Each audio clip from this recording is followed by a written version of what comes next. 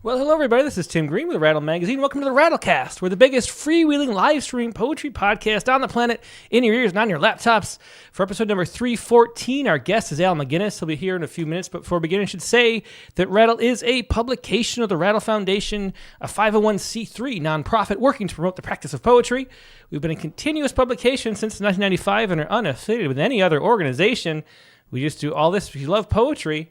And know you do too, so please do click on that like button and share. Make sure you're subscribed, ring the bell for notifications. Whatever you can do to help spread poetry around the internet would be much appreciated. Now, as we always do, we are going to start with our Poets Respond poem. And it's always wonderful when we have a poet's first poem we get to say we published. And this is the first poem that a familiar face has published. Shivpreet Singh is here. You might recognize him from the prompt lines a couple weeks ago in the last few weeks. Hey, Shivpreet, how you doing? Wonderful. Thank you. Yeah, it's such a pleasure to have you here, and really a wonderful poem. I mentioned in the note that I sent that it's so nice to have a positive, sort of uplifting poem in this series, which is usually so full of negativity and, pointing out all the bad things that are happening in the world and responding to them in an emotional way, which is great and important. But just for the balance and for our sake of our souls too, it's nice to have some uplifting ones. And this too, I don't know much about Diwali, and so it's nice to be reminded of the holiday and look up more about it. So tell us how this poem came to be. Every year for the past 10, 15 years, around Diwali, I do thinking and meditation and music and poetry around Diwali. And so I've been doing this for a while. Diwali is sort of a moonless night festival which celebrates homecoming, rice crops, celebrates victory over evil. It celebrates, and different people in India celebrate Diwali differently. And this year, our governor announced in California that there'll be a holiday for Diwali in California. So I was thinking about Diwali even more. Yeah, well, it is. It's a beautiful poem, a beautiful holiday, and it's really cool to have it be recognized by California too. It's something I just moved out of California, but it's a great thing to celebrate. Do you want to go ahead and read the poem? Sure. Moondrunk on Diwali. Mai, I'm fine. It's just that my mind, the little accountant on the top floor, has surrendered sense. All he is left with now is a sparkler behind the ribs, some electricity finding home. Here, take his pen, his red squiggles, light lines. At noon, everyone learns the way of light. Every sum bathes in the shape of sound. And here, I rinse the rice, and the living room rinses me in air. The water drinks the moon, then clears. No one counts color, yet color traverses everything, intoxicated. Even the ladle cradles a raw verse. Whatever goddess tends night and gold, I just keep these lines of rice lamps, hundreds of eyes and ones drying in a cup, without a wobble. If I wobble, it's the song of rice, not wine. My bowl practices the smallest poetry. I be. Call it lightful, call it moonless, call it nonsense, call it key. Mai, this unlocked rice rooms me.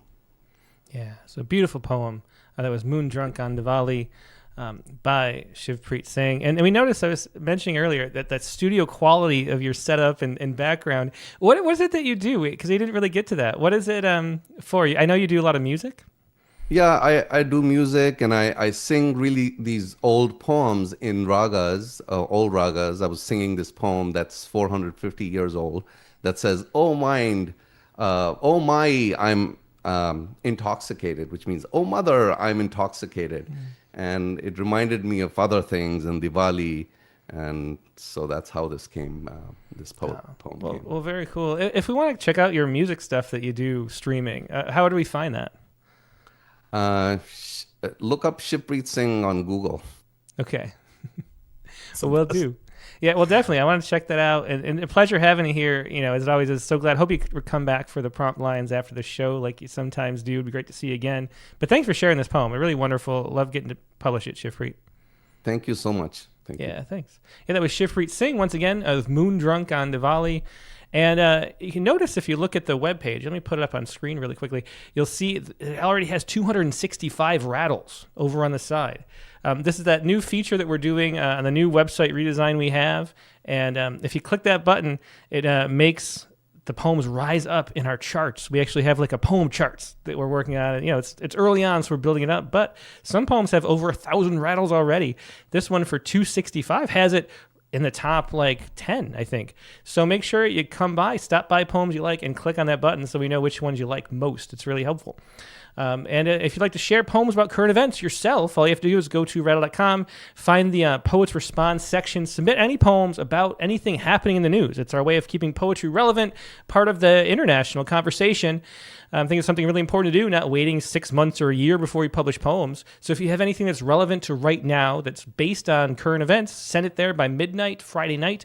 We'll publish it by Sunday, or on Sunday, as the poem of the week. So we're going to take a quick break and go to our main guest, Al Maginnes. So sit tight and we'll be right back with a whole bunch more poetry.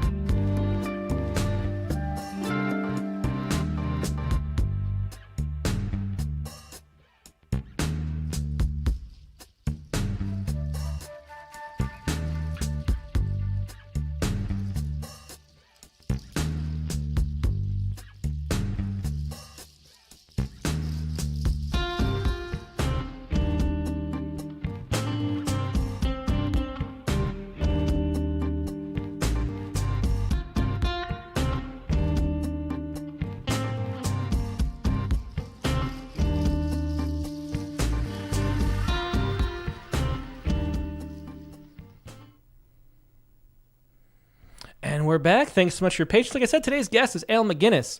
Al's published 15 books of poetry, including Fellow Survivors, new and selected poems. Came out by Redhawk Publications a couple years ago. And most recently, another book from Redhawk, Second Line, which is a sonnet sequence that just came out this month. He's worked as a mail clerk, a landscaper, an electrician, a carpenter's helper, a hammock weaver, surveyor, and since 1990 as a teacher. Recently retired, added some things to that, which we might talk about. Al's published widely, including issues 63 and 89 of Rattle, and he lives with his family in Raleigh, North Carolina. So here he is, Al Maginnes. Hey, Al, how you doing? Good. Thanks for having me. Yeah, it's definitely my pleasure. I've known about your work for a long time, published you years ago and now again. And it's great to meet you and get to know you better. Do you want to start out with that first poem we published from issue 63, Stern? Stern. Okay, this poem about Gerald Stern is one of my favorite poets still. And I'll warn the listeners, it's a bit long. It's probably the longest thing I'm going to read tonight since I'm mostly here to talk about sonnets. I guess I should remind the younger folks out there about Bill Moyer's show in the late 80s, early 1990 maybe, about about poetry, and he introduced a lot of contemporary poets to America, including new to me Gerald Stern and Lee Young Lee, and a lot of old favorites, Robert Haas, people like a poem. It starts with my remembrance of Moyers interviewing him, and then it just off as my poems often do. Hey, Al, let me cut you off. I was really worried about the connection, and it is getting choppy already. Yeah. Do you want to just turn off the video and we'll listen to you? It's much better to be able to hear you than see you with poetry. So okay, yeah, okay, that should fix it. Yeah, go ahead. Sorry about that, folks. The first poem I heard him read, this was on Bill Moyer's TV show about poetry, was The Dancing, about a family's unplanned twirl of ecstasy in the last year of World War II. The three of them, young Stern and his parents, not so young, but younger, I'd bet, than I am writing this, all dancing, the father using hand and armpit to squeeze out farting sounds, the three of them safe from and irreducibly caught in the wheel of history. From here, the cities of the 40s seem like benevolent wildernesses that exist now only in myth, where men in loose clothes stroll the boulevards, wearing hats and ties, and women wear pencil skirts, everyone smoking. Jazz rolled from some windows, symphonies shrouded darker windows. Bars were filled with shadows free of TV screens. Doors stood open because no one had air conditioning yet. I taught Stern's poem for a few semesters until two students who enrolled, thinking it would be the easy A it was before I began teaching there, demonstrated their arm fart for the technique for the class. This was at a school for rich fuck-ups, many simply waiting for the trust fund to begin paying off like a slot machine. But from them, a few emerged to love poems for at least a year. Still, the dancing never made the pirouette back into the rotation. If you teach, you know the drill. You learn which pieces will teach them something and lean on those until they have no more to tell you, then find a few more. Or maybe you choose a book or two each year and stumble through, never sure if you said anything worth saying. 32 years of 5 classes a semester, and I've learned which lessons I can trust. And my taste runs counter to my students, who are raptured by waterfalls, fields of green frosted by Wordsworth's daffodils, while I try to explain the blossoming joys of decay, of alleys through poor neighborhoods, the acne of rust on a car abandoned on the highway. I never punched a clock in a coal or steel mill, or I would sing a spot for them in the Pantheon as well. And the Pantheon, that endless mythical anthology, is where we all hoped to be going when we sat in workshops and then later in bars, basking in some small triumph or nursing wounds we would forget. It was the fall I got divorced when a new professor handed back my poems and suggested I read Gerald Stern, advice I put aside with a lot of other good suggestions. It was a few years later, after school was done, that I heard Bill Moyers talk to Stern and went looking for his books.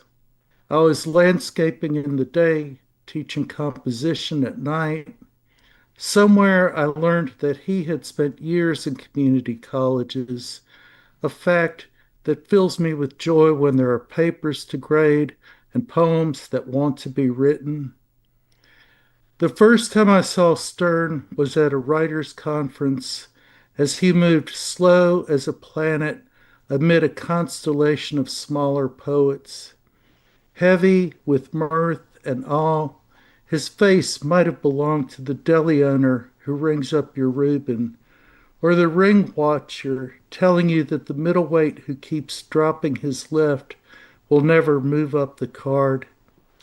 Better dressed, he might have been the lawyer drafting the Talmudic passages that make it possible to leave your estate to your fat dog and not the grandkids who never visit or call. I'm old enough to have outlasted some of the world's fascination with youth. I can tell with the students in my class, the Botox ladies where I buy groceries, that little runs as wild as an old man's heart. Those fires are the ones I need to keep this pen moving across the page. Tonight, somewhere north of me, I hope Sterne is writing a poem. When I saw him read a few years ago, we talked about community colleges, and he signed his book, Your Fellow Slave, though it's been years since he was slave to any job. I left the reading, grateful for the angels of poetry, the ones who come on half sprained wings to bless all that rusts and ages, who come to us when we are wild enough to dance. Yeah, so it's a beautiful poem. That was Stern by Al Maginnes, and such a great poem about the community and what poetry does, and that those pictures of Stern. I still remember that line about Stern like a planet wandering among the smaller or constellations. It's such a great image too. Um, so Al, can you tell us a little bit about like your background moving into poetry? We get some of it in that poem, which is why I thought it was a good place to start. But as somebody who did all these jobs at first, you were doing so many different things, a lot with your hands and actual physical labor, and then finding poetry, at night and during the day. What was it like? Like, what drew you into poetry in the first place? I guess the first question. Um, I always liked poetry, and I don't, it was, a very unusual thing to like. But when I was in ninth grade, I had this teacher, and she gave us an assignment to copy by hand. You could never get away with this now, but we had to copy by hand 50 poems. Mm-hmm. And I was I was an indifferent student to say the least. And usually I would take an assignment like that and copy the first 50 things I saw in the first book I put my hand on, hopefully preferably very short things. But I took this assignment seriously and ended up reading a lot of what was then contemporary poetry, people like Stafford, Carl Shapiro, Michael Benedict. And so that kind of, when I got to college, I decided I was going to be a fiction writer, and that just didn't work out. I have no feeling for plot whatsoever. And so poetry was just sort of always back there um, while I did all these other things. I would try to write a little bit and I would read here and there. And then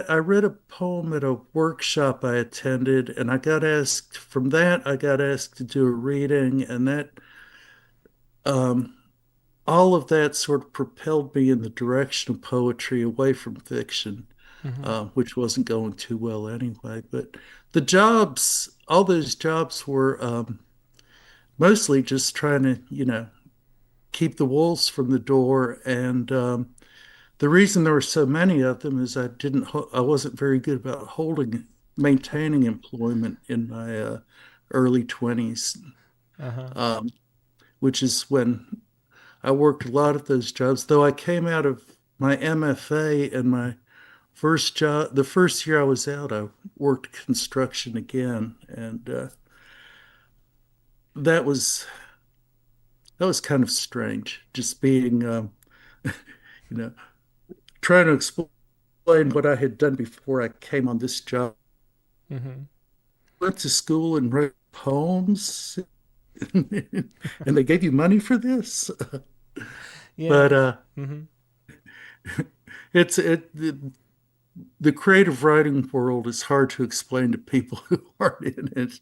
No, Um, that's true. It but definitely is. Yeah. um, and through that, I came across, as I read more, I discovered poets who had that. who spoke to me in a way. Richard Hugo was maybe the first poet to do that. And then Philip Levine and Stephen Dunn and Elizabeth Bishop, you know all the names. They just keep coming and coming, and you keep reading. And at some point, I realized I'm never going to be able to read everything, but that doesn't stop me buying books. Yeah, definitely know that feeling. One of the things that I can't even remember who said it when I was an undergraduate at the University of Rochester. I think there were people who wanted to get an MFA, and it might have been James Longenbach, or it might have been somebody else who said, don't get an MFA right away. Like, there are too many people that are just doing that. Like, go do something in the real world first, so you have something to write about, and then go and Yeah. get an MFA later. And so, do you feel like that was a benefit to you to be exploring all these different jobs and different ways of life and meeting, a whole orchestra of different people that you do? I mean, I did, factory jobs through college a little bit after, and I did some, social work type jobs after that too. And it really was, I felt invaluable. I almost like miss the fact that I just have to live in poetry all the time now, because there's not as much like real stuff that comes up. It's kind of like if you go for a walk, like interesting haiku emerge, but if you sit in your house, it's hard to remember what what mattered to you. And so it's in a way that's a real benefit to be able to do a lot of stuff. Did you feel that way? Absolutely. Yeah. Because I was in school with a lot of people who were 26, I think, when I started my MFA, and there were a lot of guys in there who were 22, 23, and they just basically hadn't done anything but go to school their whole lives. And I think some of them think they were, you could see it in their writing. They were kind of looking for stuff to write about. Mm-hmm. Um, but yeah, I'm glad to have had those experiences because I survived them, and they've stuck with me. Yeah, yeah. Well, definitely. Well, let's move on to your new book, which just came out. Like, it might have even been this week or last week. It was so recent. The Second Line, which is a book of sonnets. So great timing for being on the show. I didn't even realize that when I asked you if you would. Yeah. So what can you tell us about this book and why sonnets? I'm familiar. I see your poems around different literary magazines for years, and the ones we've published and the ones you've sent us. And I don't think of you as a sonnet writer. Like, I think of you as a longer, sort of a long, page and a half type is your Mhm. go-to kind of poem. I don't know how accurate that is. It might be a selection I think that's bias. pretty Yeah. pretty accurate. Um, the sonnets I've been in the last few years. I've kind of gotten fascinated with just the 14 line form and what you can do with it. And because um, my professors in grad school were both recovering formalists. Jim Whitehead, who I think was the best sonnet writer in America in the 20th century, was one of my teachers, and he would say that these are not sonnets because they don't rhyme, but they are 14 lines, and most of them adhere to the iambic pentameter. Um, but I've just found it was a good way to kind of compress myself, get it set in this much space and get out of there instead of going on as I can do sometimes. Hmm. The last poem I finished is 5 pages long, so I'm getting the sonnets out of my system, I guess. Um, Yeah. but this came about at the end of January of last year. An old friend of mine died, and so and it was very sudden, very unexpected. And I'm getting to the age where losing friends isn't, you know, it isn't. It's unusual, but not that unusual. And So I set out to write her a sonnet, a poem, and at the end of that, when I was done with that, the first poem in the sequence, I wrote another one. And then for about a week, I was writing four, five, six a day of these things. Oh, wow. And Hmm. I ended up with about 60 or 65, and I pared it down to 51.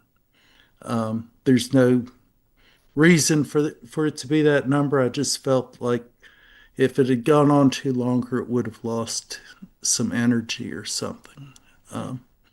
So that was how the book came about. And then you've just written a 51-page poem or sequence of poems. What do you do with them? And the people at Redhawk were uh, good enough to take it practically sight unseen because they've just been wonderful to me over the years. Um, and uh, so I'm very with Christmas coming, everybody. I think you should be thinking about that. Well, I think definitely. Well, let's hear the first poem from this. I think we have Okay. about five poems from this sequence that you sent. Yeah. Let's start with the first Yeah. one. Okay. The first one. The title second line is for the second line in New Orleans, and uh, this is about that. If you should die in New Orleans, you can rest knowing you will not go quiet. Friends, musicians, hired mourners, people with nothing better to do than follow the hearse, singing all the way to the grave, saying what a good soul you were, granting you a measure of sainthood in this world, now that you have moved on to the next. Everyone will sing saints and St. James Infirmary, maybe even dying crowds. But if your time approaches, it's good to have a request for the band to play. I have a playlist so long, no one will stay. My ashes will resurrect before it's done.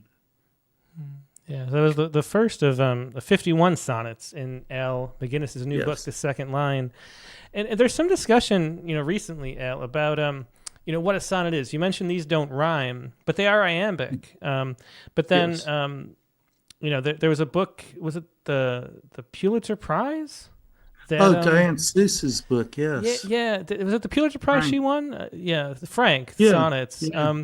That sort of turned into a discussion because those, yours have that sort of sonnet size, at least the length Mhm. of the line, often iambic pentameter, so blank verse sonnets, which is a pretty typical thing. I mean, somebody mentioned American sonnets before, but this is Mhm. even. It's closer to a traditional sonnet even than that because they're mostly in blank verse.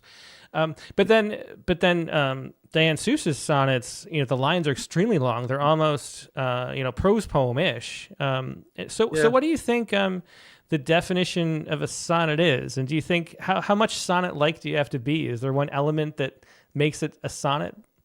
I this I remember challenging a teacher of mine once because somebody had turned in a poem that was 14 lines. It was completely not a sonnet, but he said if it's 14 lines, it has the ghost of a sonnet about it. So I guess, if you're writing in 14 lines, if you write something 14 lines long, you're right at the edge of writing a sonnet. I loved Diane's book, Frank. I've read it more than once, and I'm amazed at uh, when she lets those lines sprawl.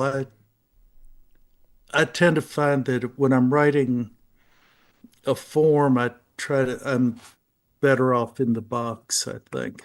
So I like of a sonnet. I enjoyed writing these. I've written a few sonnets since then. I'll probably write more. One of these days, I'll try to write some that rhyme. But I I'm not going to corner myself by trying to define trying to define one.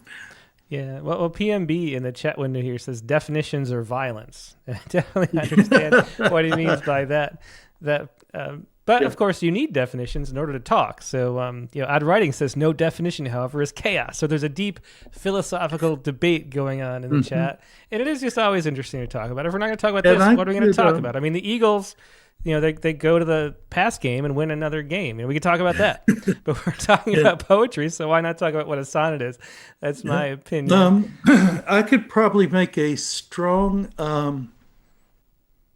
case either way Hmm. for for the strict formal sonnet or the less formal free verse sonnet. Yeah. What do you think you gained? You mentioned, it forcing you to focus in a little bit more. Did you Mhm. find that allowed you to have sort of more of a deeper understanding of what you were writing about, maybe? Um, it forces a different kind of concentration onto the line and the language because you do have that container you're trying to fill. So it makes you consider your your words a little more carefully. And when you get to line 10 or so, you'd better be thinking about a way out of here. you know? Um, Because usually at 10 lines, I'm just getting ready to take my second breath. Uh, Yeah, well, I do wonder, because that Stern poem that we read first, hmm has so many great little sections. There's like, I think there's like maybe three or four just knockout segments of like 4 lines in Yeah, that. And thank if you. you'd written it sonnet length, I always think, would those ever exist? Yeah. If you were trying to write a sonnet there. So then I wonder every time you see a sonnet, like, are there like a secret, hidden, alternate universe where there were like amazing lines that now don't exist because we crunched it and cut it off at the sonnet length? Um, Yeah. Who knows?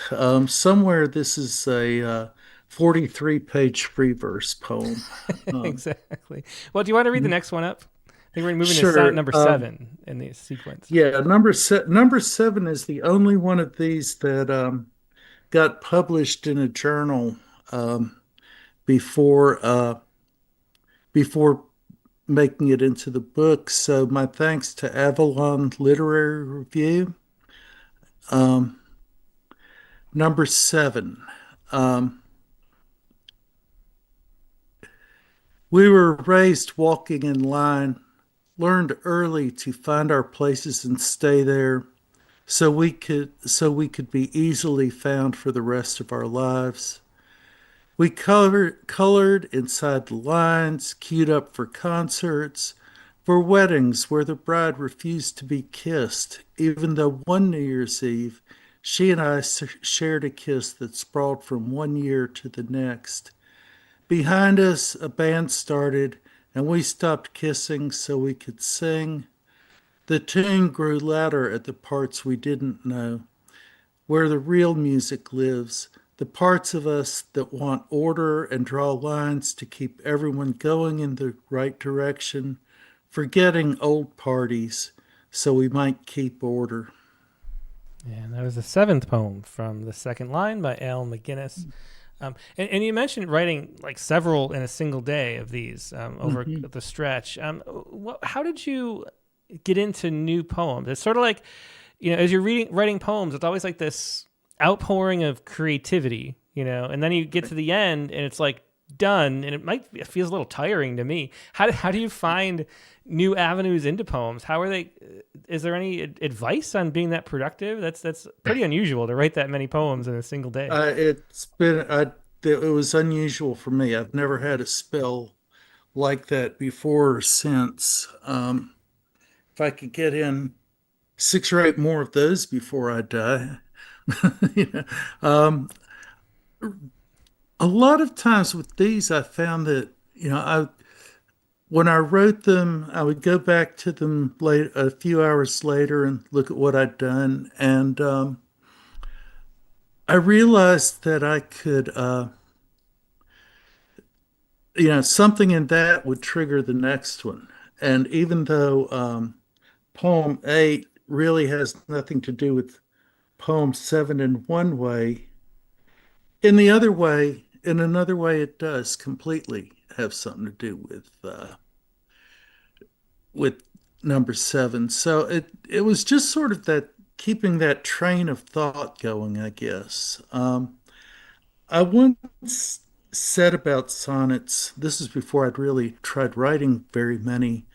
Um, it's that it seemed to me if you mastered the sonnet form, you could get to where you thought in sonnets. And maybe a little of that was going on because a lot of these poems didn't, usually when I'm done with the poem, like Stern, there's probably 30, 40 pages of drafts of that poem. These poems had almost, a few of them were heavily revised, but most of them were really, it was a matter of going back and changing a word here or there, or fixing my punctuation and spelling. Do you think the thing I was wondering? You mentioned that it was written after a friend died. Do you think one of the reasons why they came out like that was because you felt like you were writing to that person directly? Like there is like an intimacy to the voice that feels like it's addressing someone in that way. And maybe that's the thing that helped them come out because there was a real direct person you were trying to speak to. Of course, you no longer could, which made it more imperative, I guess. Yeah, I think so. Because I did feel like I was addressing her directly, even though very few of the poems are to a you specifically. And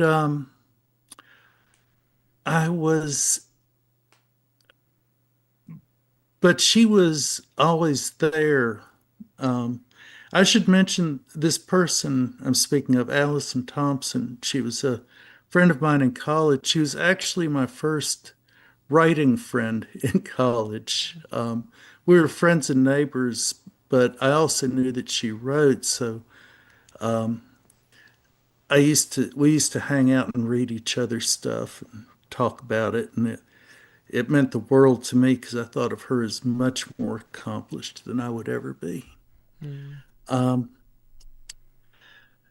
so, her spirit kind of pulled me through this whole project, I think. Yeah. Well, that makes a lot of sense. I can definitely hear that in the voice of the poems. Let's hear the next one. I'm sorry? You want to read the next one, number 9? Sure. What is it? Oh, yeah. Okay. All right. Um, this is this poem has nothing to do with dead friends, but it does have to do with loss. I have a 19-year-old daughter. When she was in elementary school, I picked her up one day and they'd been learning about the planets. And I said something about Pluto, and she said Pluto isn't a planet anymore. And I was and am kind of upset about that. Uh, I feel like Pluto was good enough to be a planet when I was a kid. Now they're ruining everything.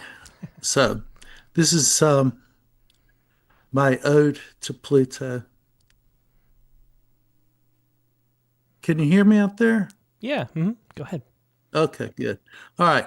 Blues for Pluto, who lost planetary status about the time I turned 50 and became obsolete in the eyes of those who would make the world so efficient anything and finally anyone can be replaced by devices whose workings are so obscure only those who repair them still work with tools, not apps or downloads.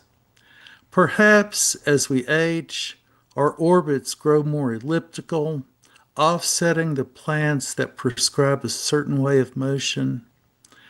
From my own pocket of shadows, I'm rooting for you, Pluto, as the debate cycles back and forth over your status, and wise men line up again to look in the telescope. And that was the 9th poem in that sequence by Al Maginnes from second line. Al, having worked so many jobs, you mentioned in an email to me that now you're working as a security, like in security overnight. I imagined it was No, it's during the during the day. day. Um, Hmm. yeah, I have a little shopping center out in North Raleigh that was formerly kind of overrun by homeless and panhandlers and stuff, and I stand out there and tell people they can't ask for money and try not to give them any money myself, and just try to it's a it's an easy job because there's not much. I've never had any real trouble there, but Yeah. it is if I had taught more elementary school, probably I'd be a better security guard. But it's it's a good part-time job for a guy like me. I need a little routine, and I need to get out of the house once in a while, and it's a lot of exercise because I do a lot of walking. Yeah, well, that doesn't sound bad. What I was going to ask, what is the job you found that was most like conducive to poetry? Was there one? Because you mentioned, this being good for your writing, this Um, job now. yeah, probably actually teaching was the job where I could actually write poetry. Although the security guard job is not bad for that either.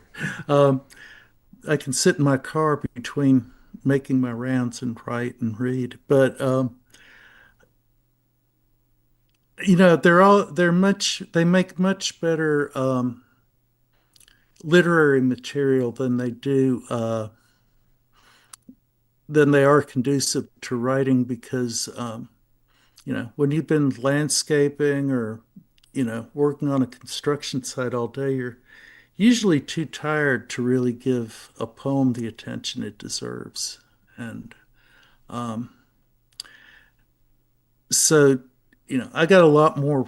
I'm got a lot more writing done when I was teaching. Hmm. Although I get plenty done now Yeah, well, that definitely, are it seems like it. semi-retired.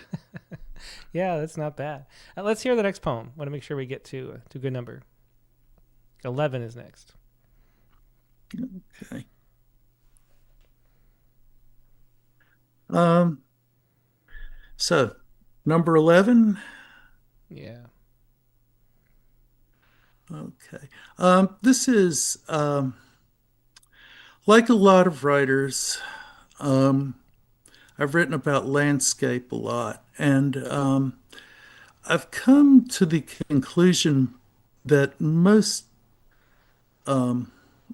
landscapes are made up when we write about them, and even when we see them. We sort of pick out what we want to pick out. So this is me looking at the city of New Orleans, which I haven't been to in too long. Um,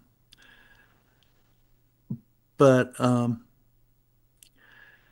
just considering that place and all that comes with it.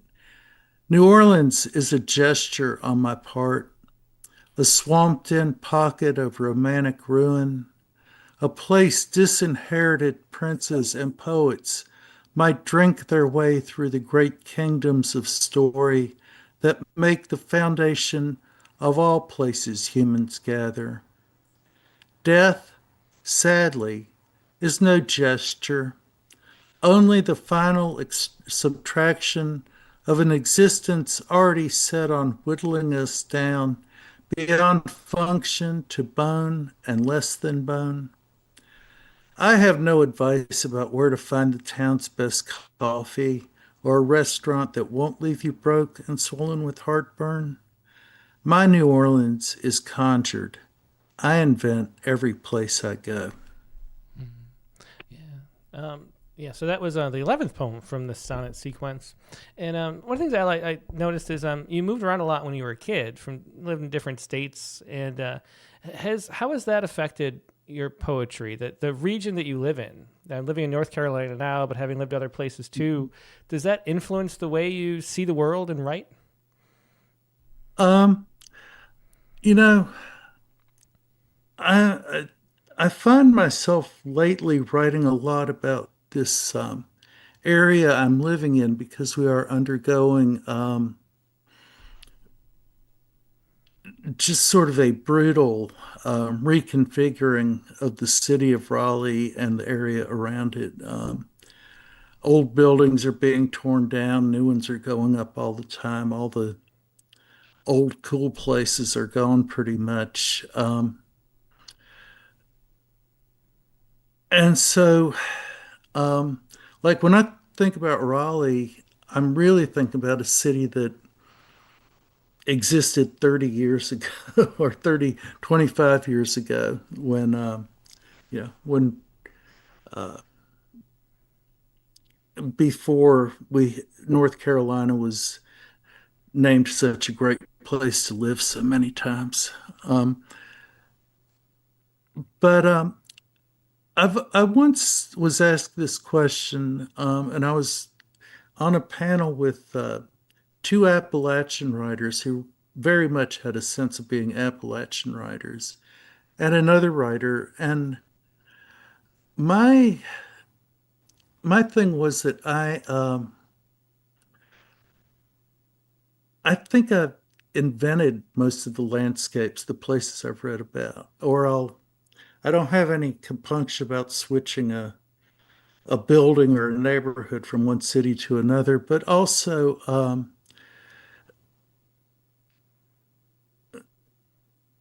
just my reactions to places. Sometimes it takes a while to sort everything out, but um, but I don't feel I don't feel like I'm putting my hand on a Bible to take an oath when I write a poem. So I feel pretty free to lie, to be Hmm. honest about it. And I think, when the lies get interesting, that's when things get good. Um, and of course, sometimes in between those lies, you tell some truth too. Hmm. Yeah. A quick question for the audience. And I should say, if anybody has any questions for Al, leave them in the chat windows, like Mark Grinner just did. Helps all Ask me bold anything. with the word question. Yeah, ask Al anything. He's definitely an open book. But Mark Grinner just wants to know why the poems are numbered, not titled, in this sequence. Um, Yeah.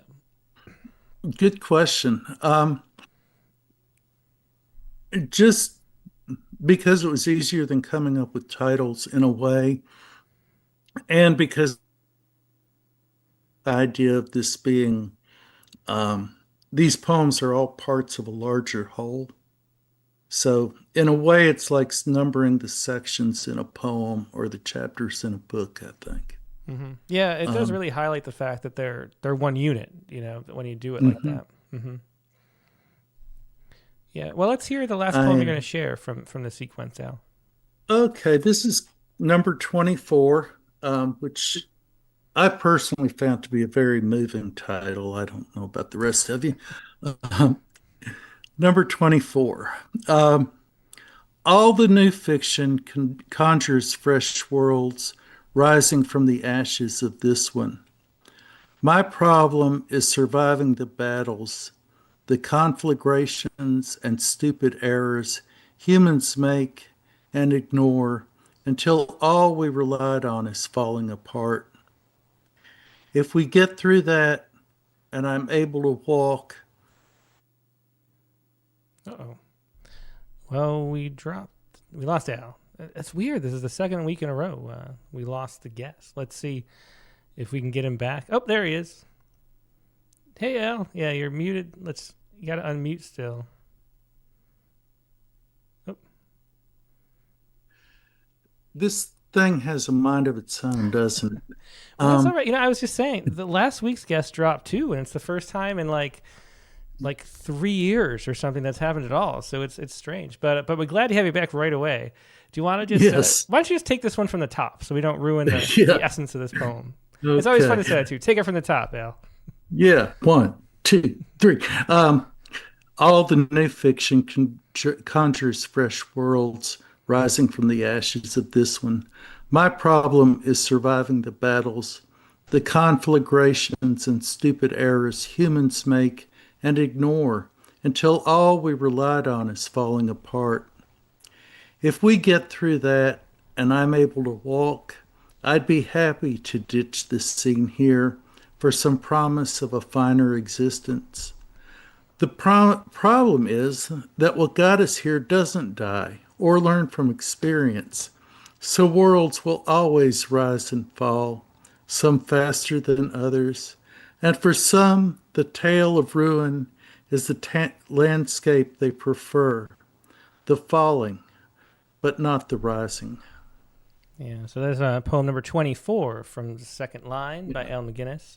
One of the That's things less that than halfway through, folks, for those of you who are on the edge of your seats. definitely, there's so much more to go. You can find that and all the other books at, well, not all the other books, but some others at I'm sorry, redhawkpublications.com.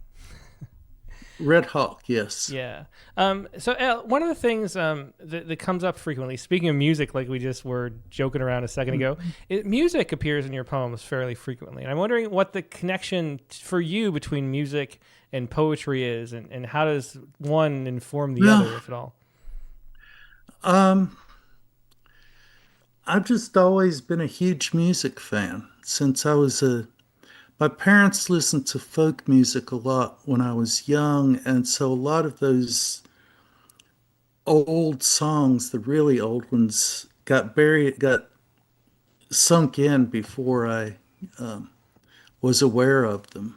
And I've just always, and so when it came when I started writing, music has always been an interest of mine.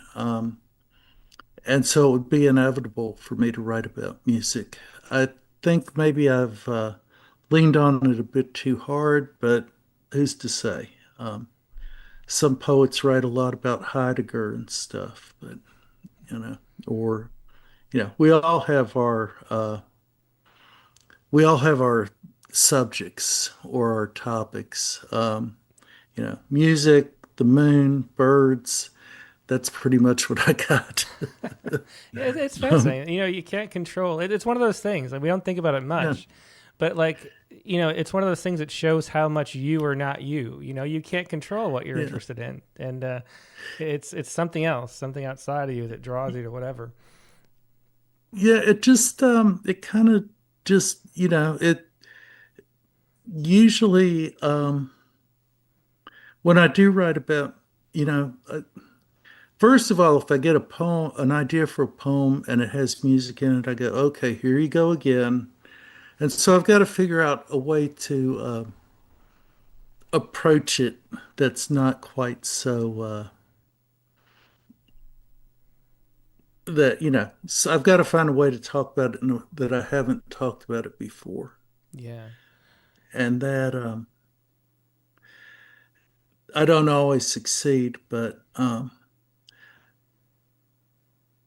it's always been there, and I guess it's always going to be, um, which I have no problem with at all, actually. yeah. I was wondering, Al, if you listen to music while you write. Is that something you do, or do you write in silence? Yeah, I do. Usually, if I'm really writing, I'm not paying that much attention to the music. And there are times when it's just distracting and I have to turn it off. Um, but other times, it depends on the music, of course. Uh, Other times it just seems to flow along with what I'm doing. Hmm. Um, Yeah. I have never really bothered to look and see if the results are different when I listen to music or when I don't. Yeah. Well, it affects us in such, It's- unconscious ways. I can't imagine it doesn't. Yeah. yeah, and I've written poems while the TV is on, so I can't really, I'm not, I'm not terribly fussy about if a poem's on me, I'm going to write it. Hmm. Um, Probably no matter what sound is in the background. Yeah. Well, you brought three more poems for us, Al. I Yeah. assume they're newer ones, or are they older Actually, ones? these are from this one, Firefly Gospel, is Hmm. actually about 20 years old. Oh, okay. It was in my book Ghost Alphabet, and then it was in my new and selected, and it's a poem I haven't read in a long time, and I've always been kind of fond of it. So All right. Yeah. Well, go and check read it's that one. about Yeah. yeah, it's everybody. I guess everybody's done this at one time or another, chasing fireflies down and catching them in jars and dumping out the dead bodies in the morning. Firefly Gospel. Because we have made them the intermediaries of the stars, and by extension the planets, we endow them with an existence larger than the glimmer of one night or one season. Their summer bloom and flicker, one constant of our time fogged span. We know, or believe we know, how brief a firefly's span, since they die so easily once captured. But the fire hovering, green, gold, and planetary, in the emptiness between trees, might be the same glow that cast its lamps over a backyard in Alabama 40 years ago, a glow I ran through the dark to capture. Each morning the bodies were shriveled and smelled of dead copper, but the hot, burning dimes of stars always surfaced and were echoed by the weaving ballet of fireflies, more light than anyone could capture. Now I have learned those lights, like human voices, are signals, go betweens for bodies tired of being told they will die, a beckoning to the oldest orbits bodies know. But I see them as I have always wished to see them, small, stark missionaries descended to deliver night's gospel of fire. Yeah. It's another great poem by Al Maginnes, Firefly Gospel. You mentioned that that's one of your, the poem you really like from the past. I'm wondering, in your experience, do people tend to their favorite poems of yours or the ones that you like the most? I always found that interesting because Um, when my book, my first book came out, it seemed like there were like two Schelling points. Like my favorite poems, some people are like those, or some people liked like the throw-in poems that I like didn't was questioning even putting in the book, yeah, and then like in between there was nobody. It was like two different like plateaus or whatever. yeah. Well, I think every poet's a story of you throw in one poem because the magazine asked for four, so you got three really good ones, and you throw in the fourth one just to round it out, and that's the one they take. Uh-huh. But yeah, it's always interesting to me what poems people choose. Or if several people tell me they like the same poem, what was I doing right in that poem that I'm not doing that I didn't do in the other poems, you know? Yeah. Is there any consistent thing that that you like about the poems that you like the most, or that other people like, and those poems that they like? Are there consistencies to that? Um, they generally like the shorter ones. Um, and the poems that sort of tell a story, I think. Mm-hmm. Um, the last poem I'm going to read tonight is one that my wife always likes. So if I think if she's going to be in the audience, I read it, you know. Um, and I have a buddy who, if he shows up at a reading of mine, he'll demand that I read this poem about wine that I wrote years and years ago. But it, but sometimes it'll just be the little throwaway poems I have, and I'll just get people will just say to me, "I really liked that poem," or they'll message me and say, and I'm always happy for that. So, folks, don't be shy out there. Um, Would you rather? That's sort of a poet's question. Would you rather have one poem that's remembered forever and everybody loves, but it's like your only poem, or would you rather have a span of books that some people enjoy, but not as popular? Is like the one poem with the one hit wonder, if that was possible in poetry, would that be satisfying, or is it the swath that you care about more? I think it's the whole arc of the writing. I mean, as I've been at it long enough now to have built up. Um, I've written a lot of poems, and I can only hope that a few of them have are good enough to last. Mm-hmm. You know, Yeah, yeah, what did Randall Terrell say? If you get hit by lightning four times, you're a great poet. um, it doesn't, you know, not every poem's a home run, but I try to make every poem as good as I can, and just after that, it's out of my hands. yeah. We got two poems left. I should say, if everybody's enjoying this conversation, please make sure that you click the like button or heart it or follow us. There's always something you can click no matter which medium you're watching this on right now. Leave a review on iTunes or Spotify. All those things help spread poetry to more people, and that's really all we ask, so make sure you do that. But let's hear the second to last poem you got for us, Al. Weather that takes All us right. home. All right. This is for my friend Sandy Longhorn. Um, if you have not had her on here, you should someday. Yeah, we've published her. Yeah, we Wonderful should. poet. Mm-hmm. She lives in Arkansas, but she's very much a poet of the Midwest. And I was thinking about that because she writes a lot about weather and landscape. Um, Weather that takes us home.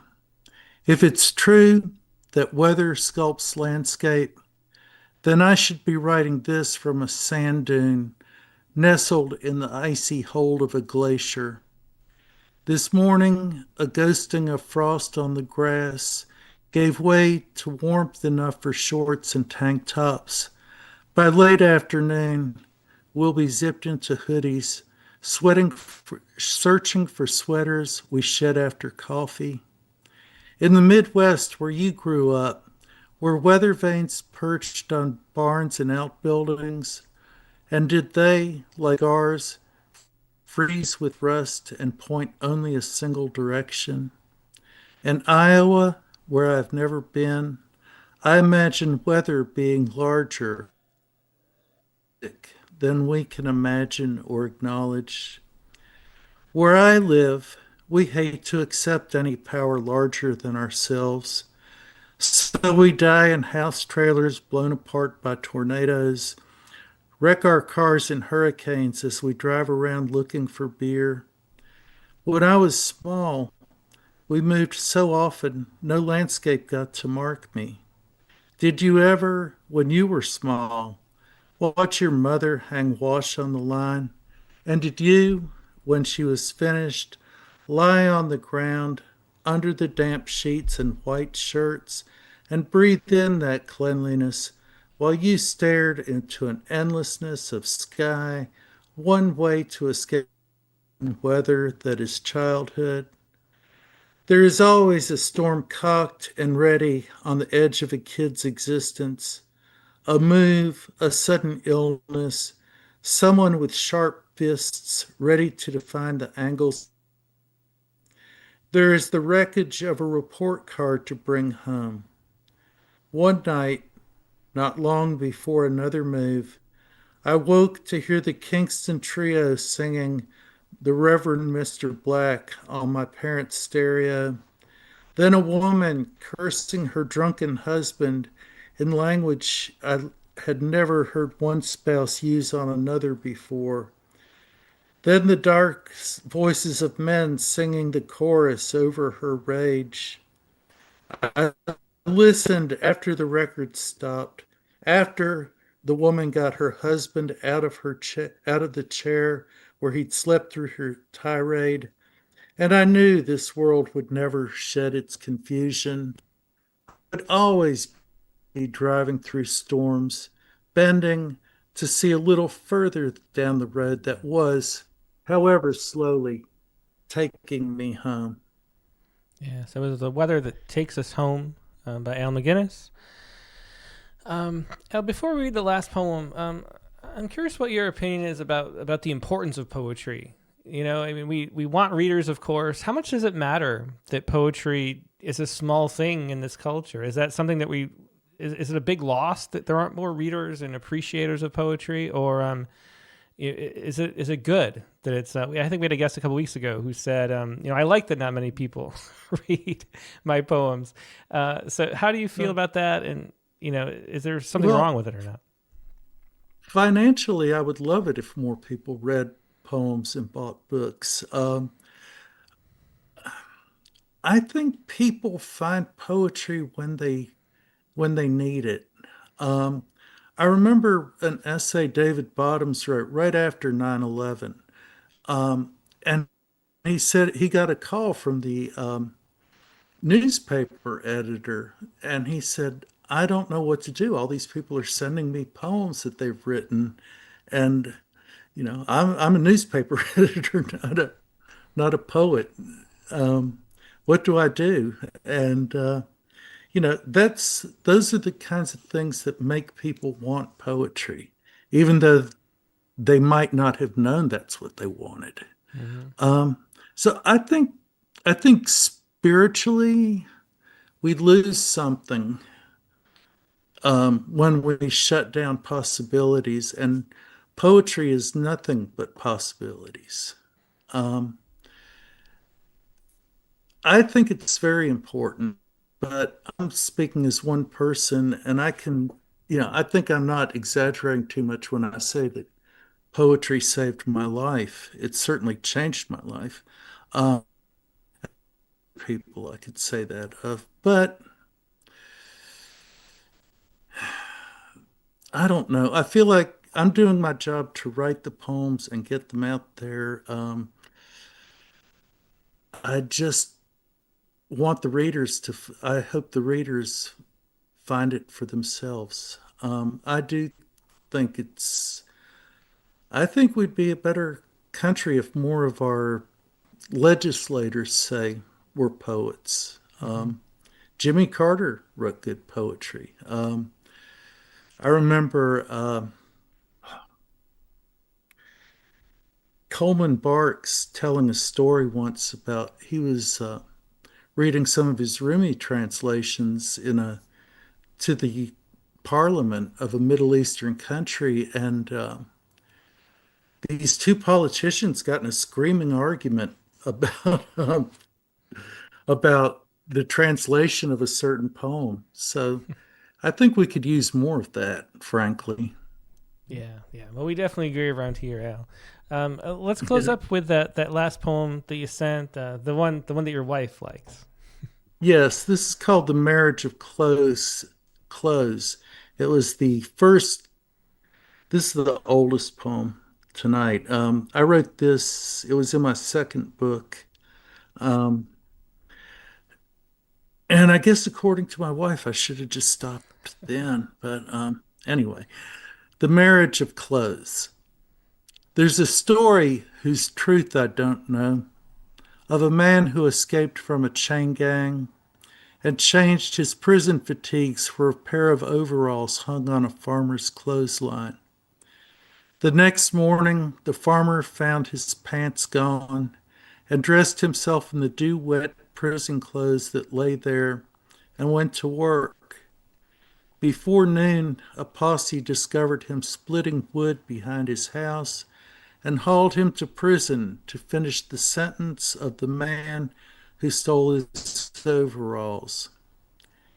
When he walked home in the prison clothes that got him arrested in the first place.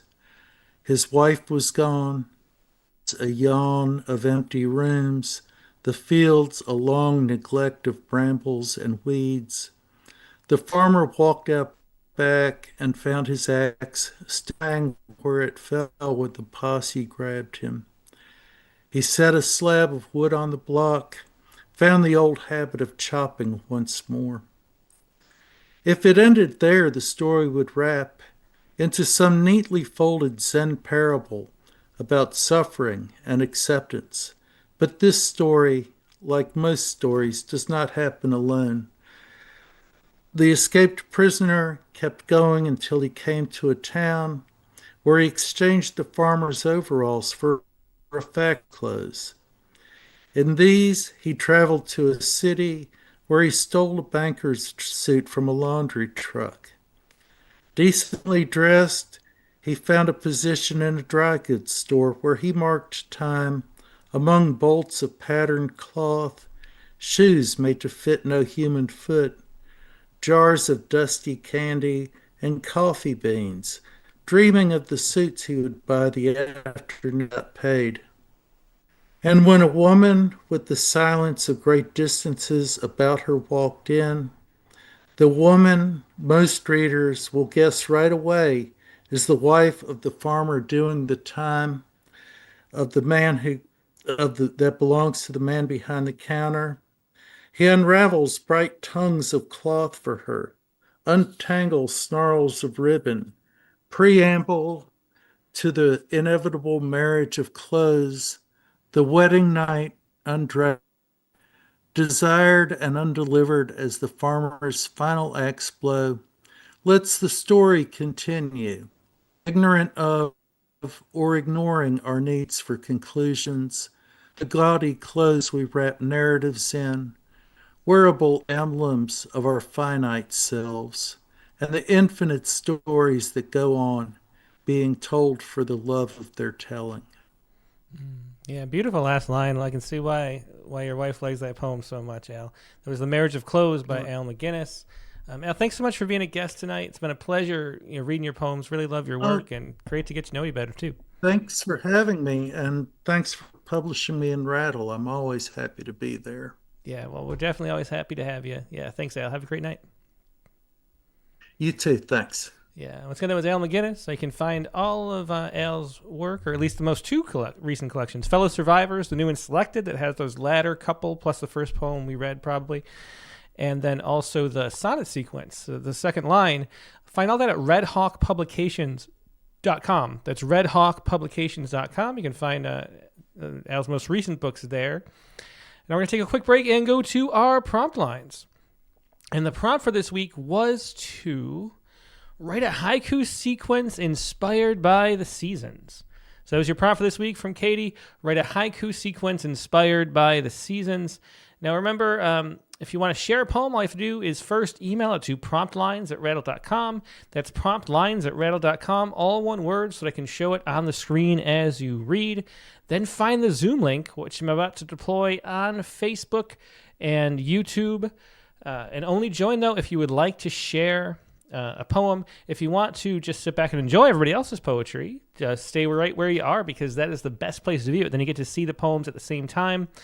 Keep in mind that doesn't really apply as much as it usually does, but the max time on camera should be about 3 minutes, and it's a one-page max for prompt poems. But you know, a haiku sequence should kind of take care of itself this week. But we're going to try to be quick as always to make sure we get to as many people as possible. And we'll be right back with a whole lot more poetry.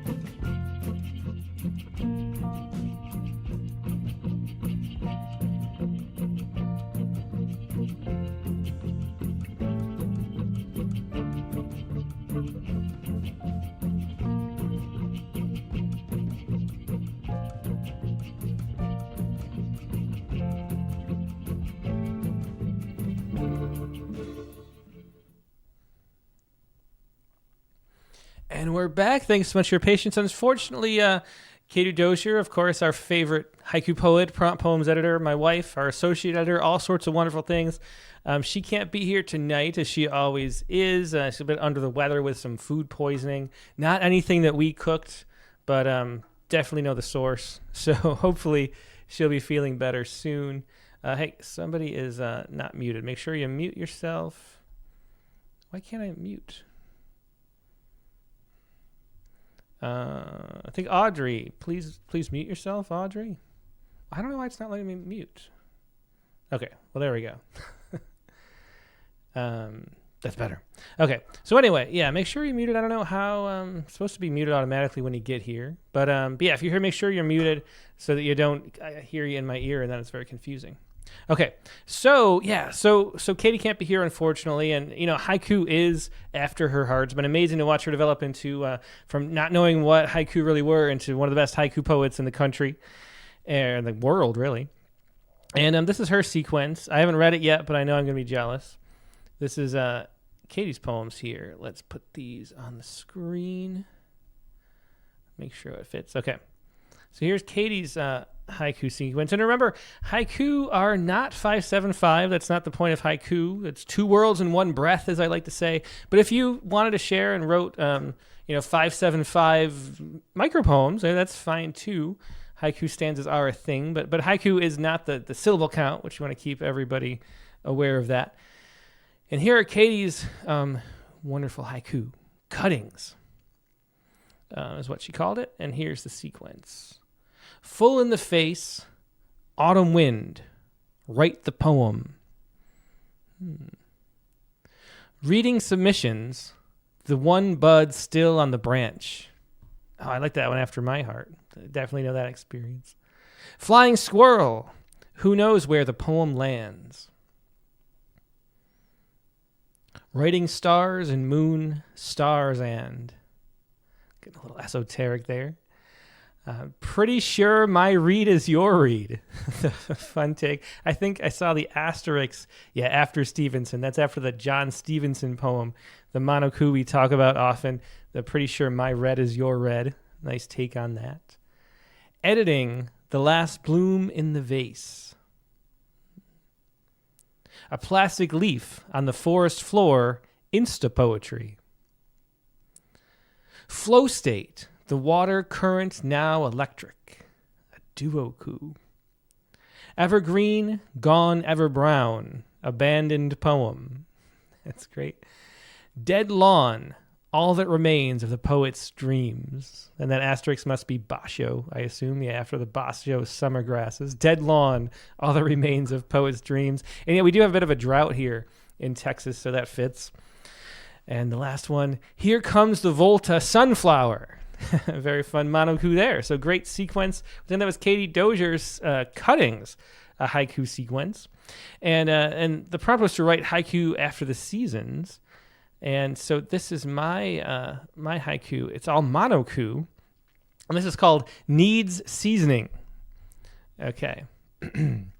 A whole cast iron pan's labyrinth of meals. Carrying on the scent of Grandpa's pipe dream. Playing catgut strings, not how it sounds. Who could think we were made of clay pots?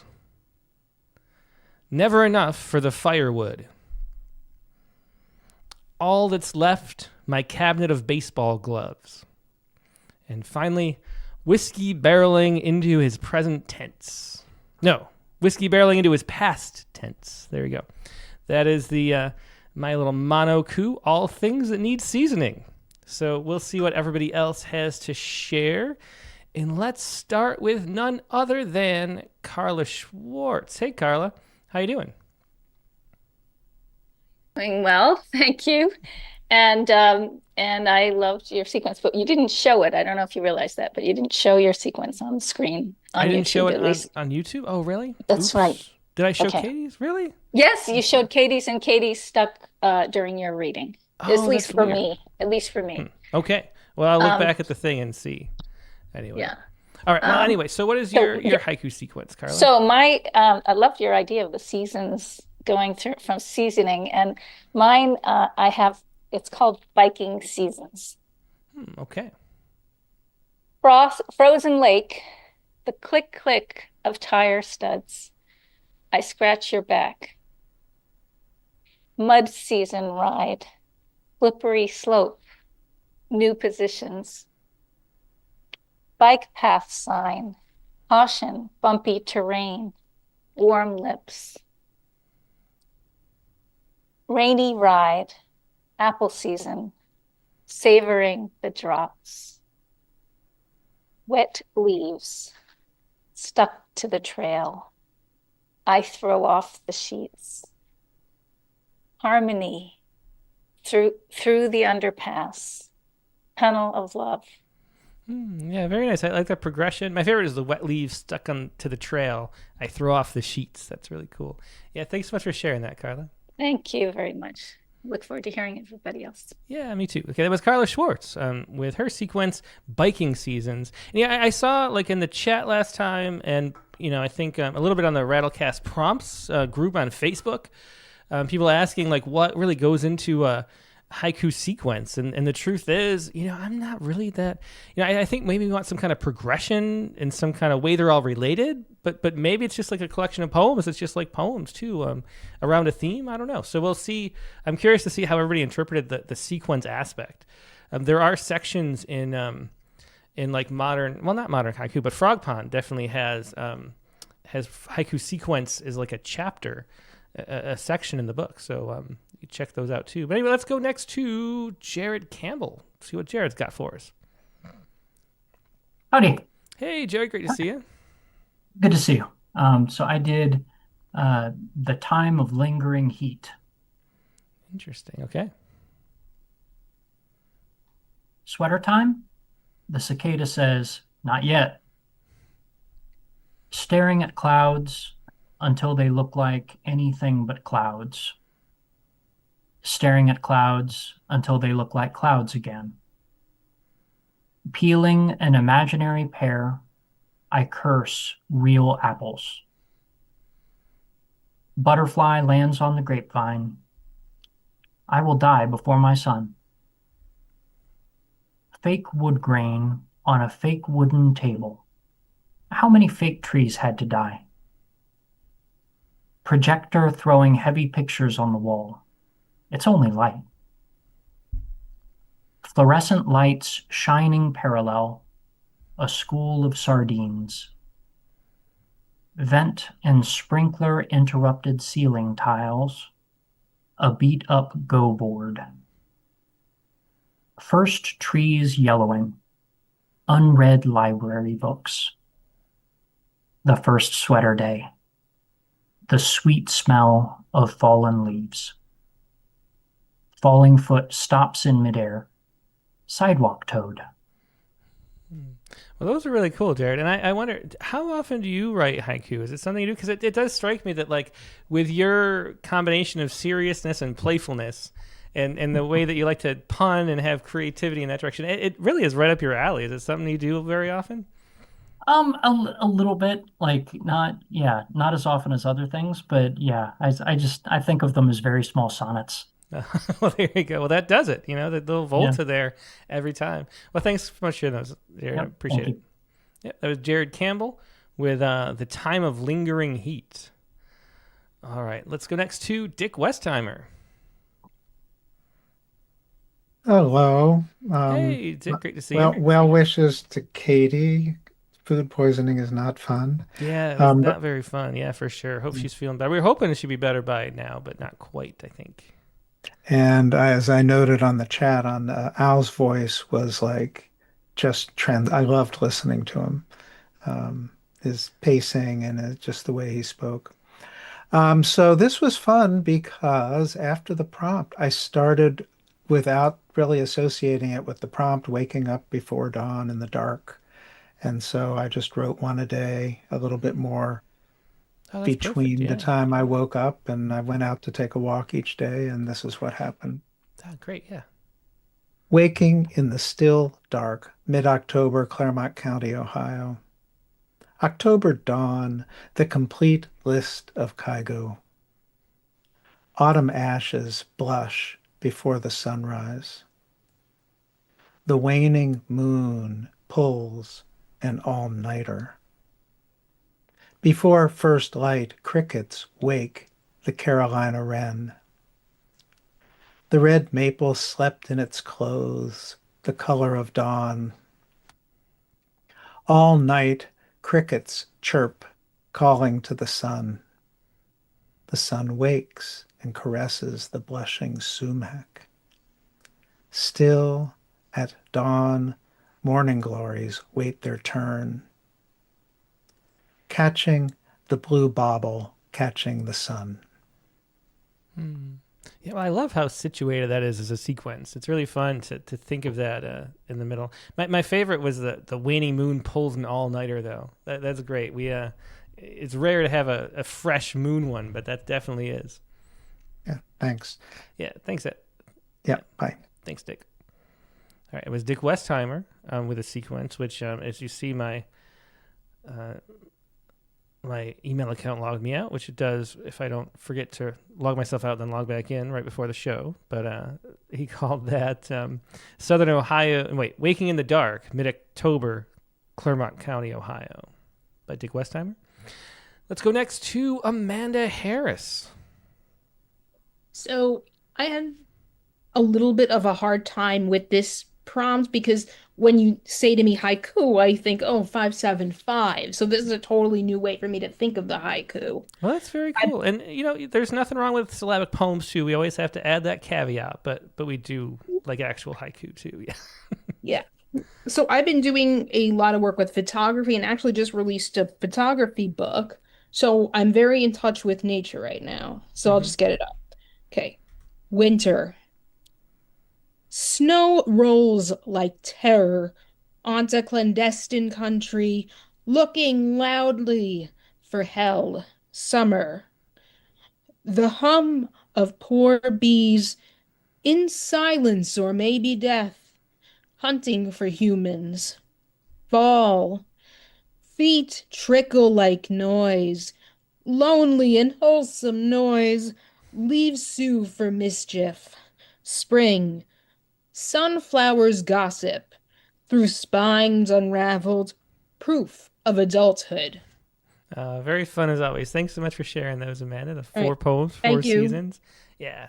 Thanks, Amanda. Take care. It was Amanda Harris. And next, let's go to Kevin Lemaster. Greetings, everyone. Hey, Kevin. Great to see you. Thanks for coming back. Thank you. Yeah, I made this my Monday regimen, so we'll be doing this for as long as I can. Oh, very fun. Well, I'm glad to hear that. Definitely adding more poetry into our week is definitely something worth doing. Yeah, let's hear what you got. It's called Whispering Autumnal. This pale ghost rattles, chains of autumn leaves kissing. The hard ground gentles, a fluttering of dry. Wind moves in circles. Spins the voice of summer like a loom weaving voices into words.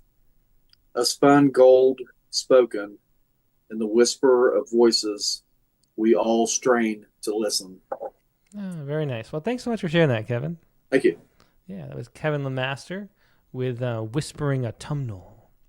And yeah, as predicted, this is going to be, I think, a quicker prompt lines than we usually have, which is always fun. Let's go to Christiana Doucette next. Hello. Hey, Christiana, great to see you. Good to see you too. Just pulling up mine over here. I went for the full seasons. I'm still working on narrowing down my winter ones because I had an overabundance of winter haiku in my seasons. But I decided to take you guys on a road trip. So this is On the Road.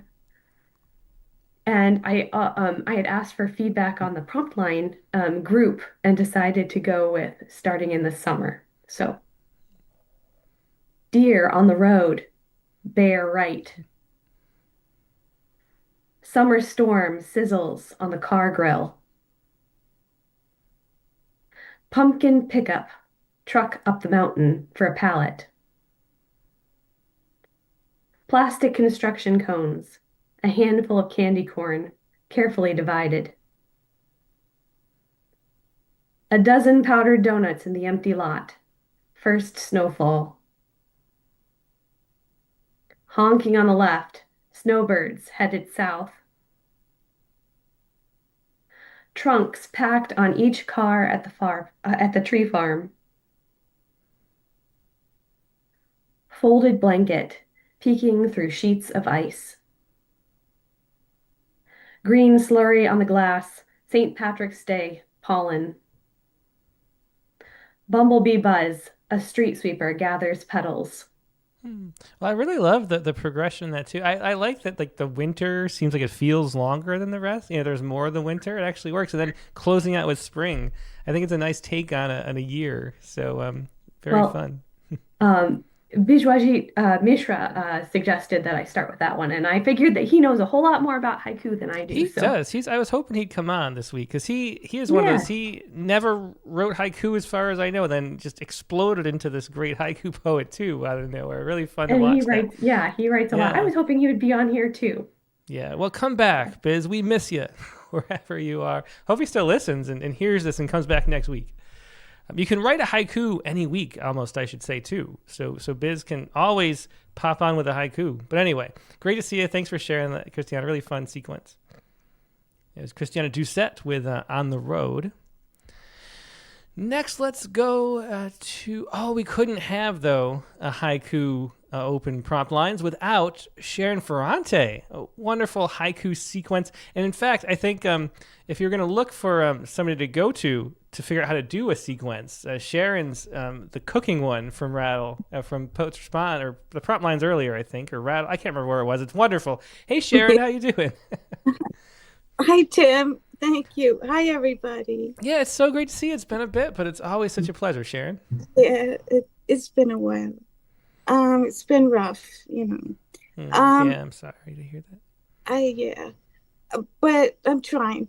And when I saw I didn't know because I didn't watch the show last week, and I didn't even go back to look. I'm like, I'll try. I'll try. And talking about Biz, yeah, Biz is just absolutely wonderful. And me and him did a Renge together and had it published in Heterodox last year. And it was about fall, and that's what I did. I did a sequence about autumn because I had a couple of them. So I said, I'm going with that. Oh, great. What happens in autumn? Autumn fun, bobbing for apples. He bites my lip. Fall colors. Today is sweet potato pie. Again, you've grown bitter. Kale. Corn harvest. Quietly closing the neighbor's gate. Catching a tired leaf. The veins in my hand.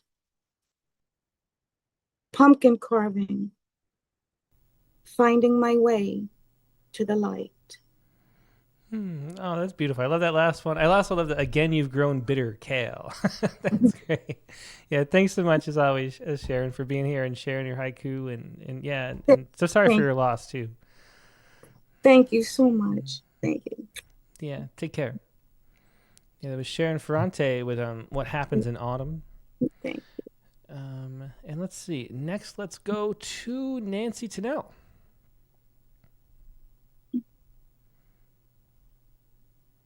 Hi there. Hey, Nancy, great to see you. This was fun, and I felt like the interaction on the prompt page was just delightful. Oh, Everybody that's great. Yeah, I noticed commenting and helping. Yeah, I noticed a lot of activity over there this week. And I should say, if anybody wants to join, if you're on Facebook, just type in Rattlecast prompt lines, I think, or prompt poems. I can't remember which, but either will work. It'll get you there. And then join the group. And, there's a lot of really wonderful, just as there's wonderful people on the prompt lines here, a lot of really fun, interactive, caring, supportive feedback, too, on the prompt lines group. Yes. So, thanks for the reminder. Well, mine is cycle of seasons. Wind distributes red and gold. Autumn's mother lode. Trees sleep. Roots and sun scheme for spring. Periwinkle and baby's breath. Peekaboo in meadow grass. Baby's first steps. Sprinklers hiss. Mowers growl. Game of thrums. Bees always win. Well, those are very fun. Yeah, thanks so much for sharing those, Nancy. Great. Yeah. It was Nancy Tennell with Cycle of Seasons. Yeah. Let's go next to Audrey Friedman. Hi, can you hear me? I can. Great to see you, Audrey. Oh, it's so good to be back. Yeah, Four it's and a been good half too. months in Massachusetts. Oh, wow. I'm finally home. Well, I'm so glad you're back and so glad you're joining back in the prompt lines too. We've missed you. I missed all of you. Okay, here is mine. White still life, each stroke painted by bipolar snow queen. Daisies greet old lovers, the bumblebees buzz intoxicating songs. Tides lap at hot sand, weaving hems of chantilly, my bridal lace. Mulled apple cider kisses my lips after you fill my cup again. No, I love the mulled apple cider one. Thanks so much for sharing that, Audrey. Thank you all. Thanks. It was Audrey Friedman, the haiku sequence. Next, let's go to Michelle. Hi. Michelle Rosario, that is. Hey, Michelle. Great to see you. I'm back, and I think I missed like half of the prompt because I didn't realize it was supposed to be a sequence. I think I panicked when I saw the haiku because I've never written a haiku before because I thought, oh, it's 575 and syllables, they hurt my brain because Well, that's English great is news not- for you. Yeah, that they don't matter. The syllables don't Yeah. count. So what I did was I tried to do a haiku from the perspective of somebody who has never experienced the seasons. So I tried to do a haiku in Spanish, and then I did a haiku in English for somebody who is experiencing the seasons.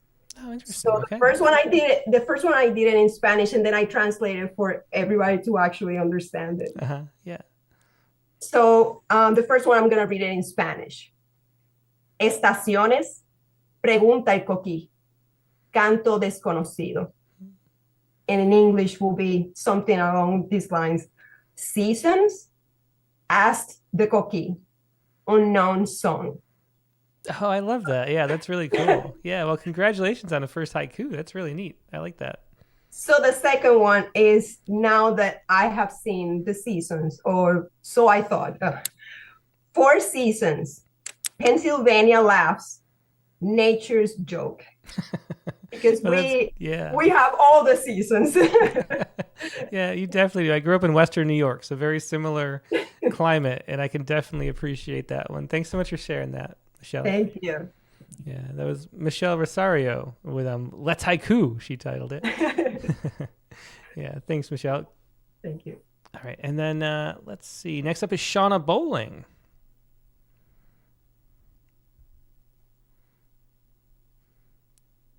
Can you hear me? I can, yeah. Great to see you, Shauna. I think you've been on before, right?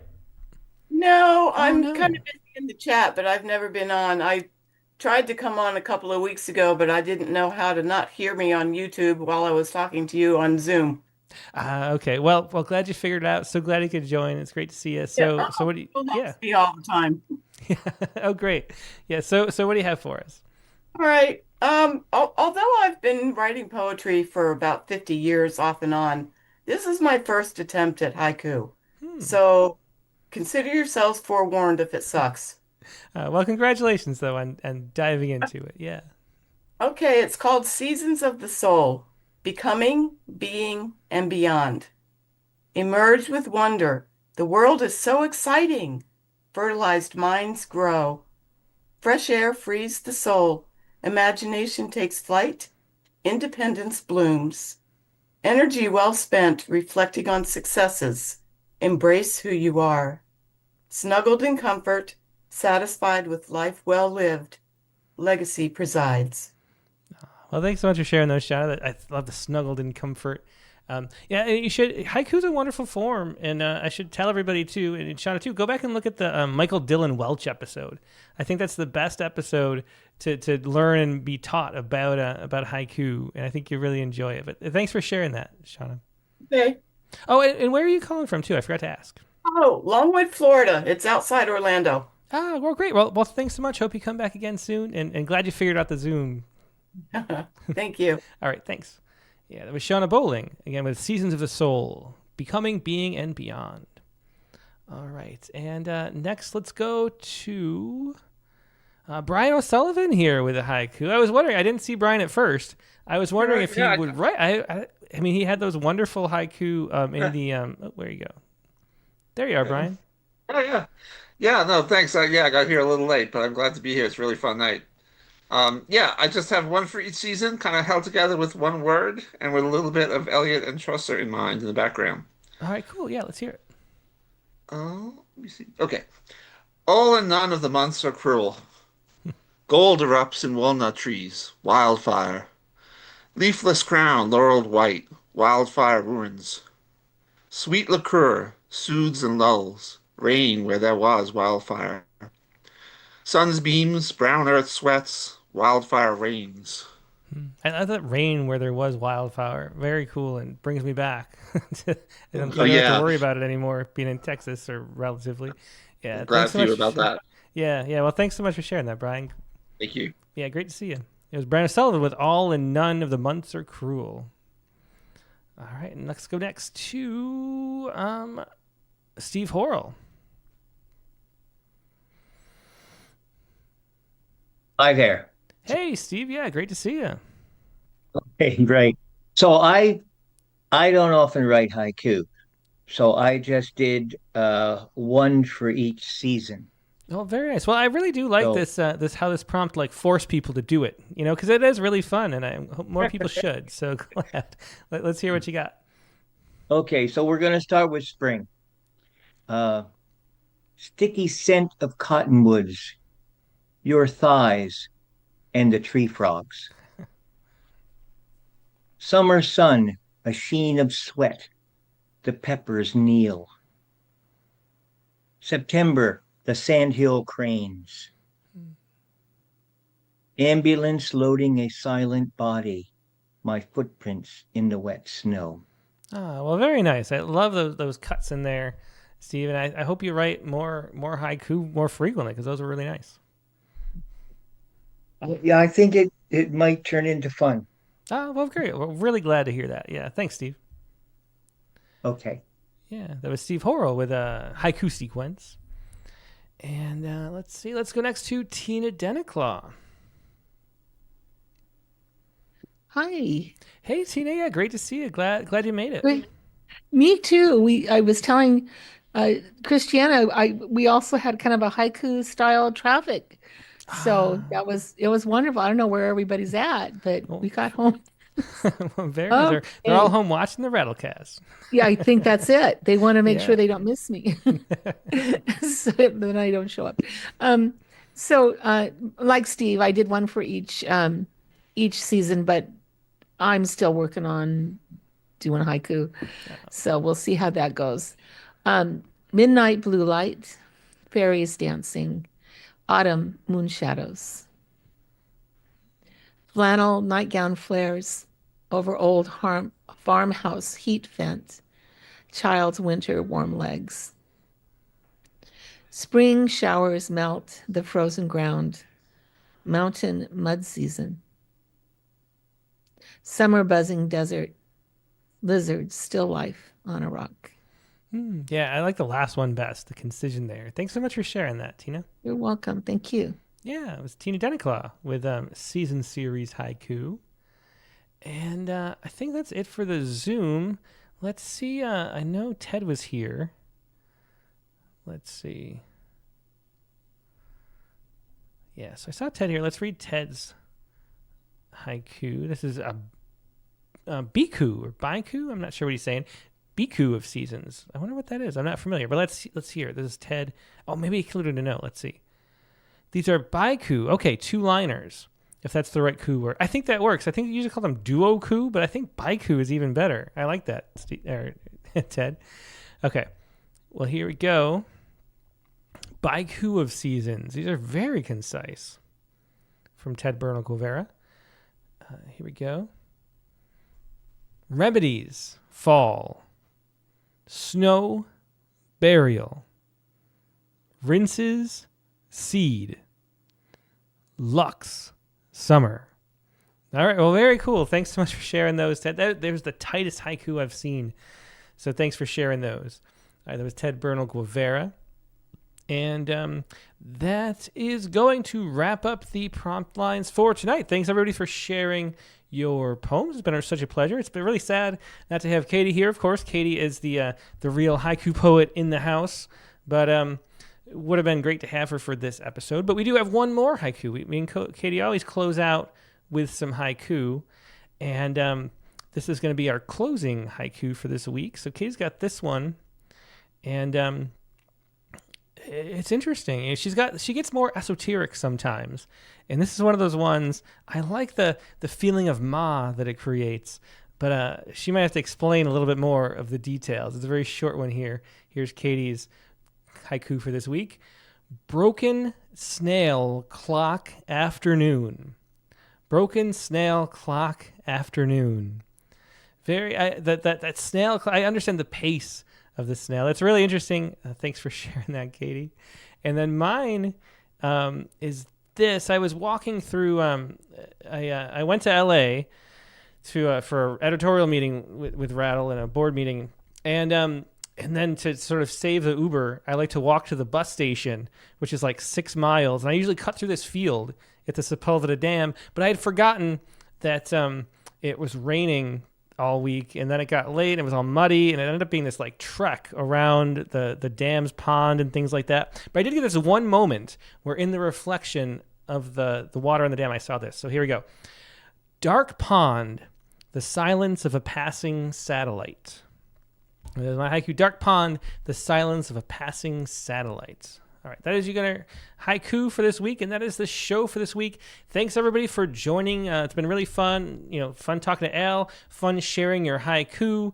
Normally I would say, Katie, what's next week's prompt? But unfortunately, she's not here, so I will have to say, for the first time in years, next week's prompt is going to be write a poem about the influence music has had on you over the years while making the poem itself as musical as possible. All right, so that's the prompt. I'll read it again. Write a poem about the influence music has had on you over the years while making the poem itself as musical as possible. So music about music. That's what we're looking for next week. And next week's guest on the Rattlecast is going to be Crystal Simone Smith. So if you enjoyed this haiku segment, Crystal Simone Smith is the president of the Haiku Association of America.